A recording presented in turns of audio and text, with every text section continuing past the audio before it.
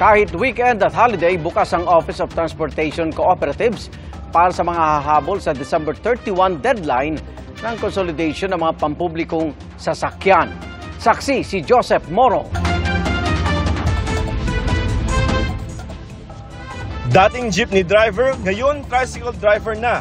Pero nanghihinayang si Aljur dahil ang dating 500 pesos na kita sa jeepney, 300 hanggang 400 pesos na lamang. Talagang hinanap ko ng paraan para mabuhay ang aking pamilya.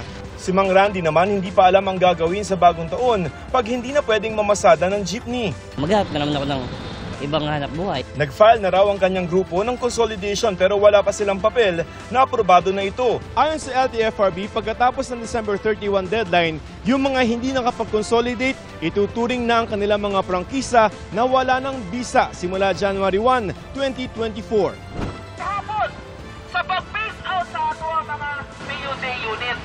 Sa Davao City, nagkilos protesta ang ilang miyembro ng Transmission Piston bilang pagtutol sa modernization program.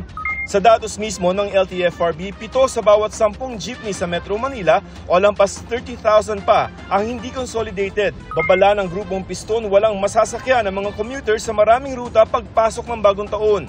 Pagtutuunan naman daw ng Transportation Department ng sapat na sasakyan ng publiko pagpasok ng 2024 at makikipagtulungan sa mga lokal na pamahalaan pagkatapos ng December 31 consolidation deadline. Ang mga consolidated units papayagang mag-apply ng special permit para mamasada sa mga rutang walang consolidation. Sabi pa ng DOTR, base sa kanilang datos sa NCR daw, lahat ng mga pangunahing ruta ay may mga consolidated units na.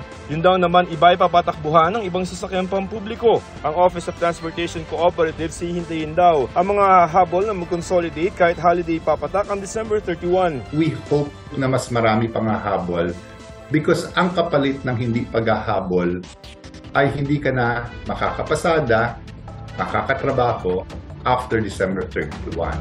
So we are open, LTFRB, OTC, we're open up to December 31. Para sa GMA Integrated News, Joseph Morong ang inyong saksi.